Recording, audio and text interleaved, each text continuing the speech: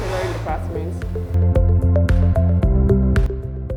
The experience has been awesome, educative, and inspiring.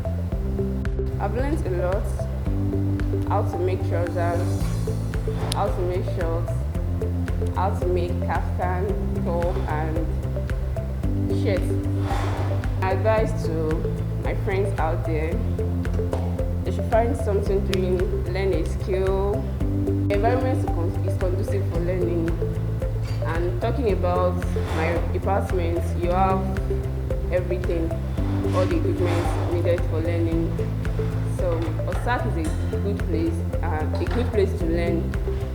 Talking about environment, and the facilitators, they are good in their various chosen skills.